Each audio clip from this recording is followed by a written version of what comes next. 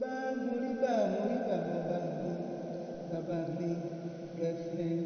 Adékúnlé Olúwafẹ́mi Julius ọlọ́jọ́ bí òní ó kú oríire bàbá mi ọlọ́jọ́ bí òní happy birthday to you. I wish you long life and prosperity.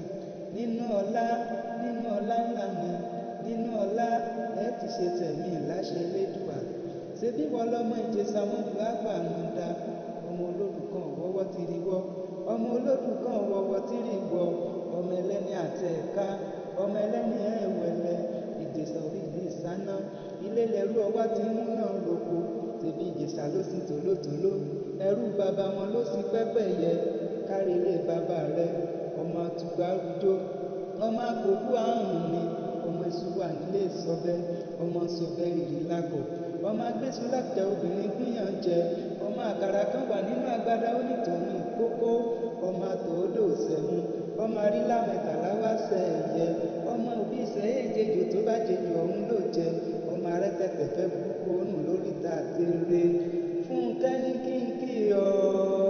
Folúkẹ́ ní kí n ṣe ọpẹ́ ẹlẹ Margaret ní kí n kí ọ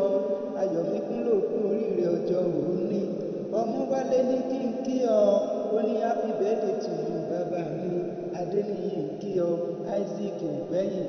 Olúwatifẹ́ ní kí n sọ wípé happy birthday to you bàbá mi gbogbo ẹbí ló ń kí ọ àwọn ọmọ rẹ ń kí ọ wọ́n ló kú oríire ọjọ́ òní wọ́n ló ṣe púpọ̀ rẹ̀ láṣẹ Elédùmarè ọba olólùfẹ́ rẹ olórí Mary Adékúnlé ń kí ọ ó ní kí n ṣe ọpẹ́ ẹlẹ ó ní olólùfẹ́ mi ẹni bí ọkàn mi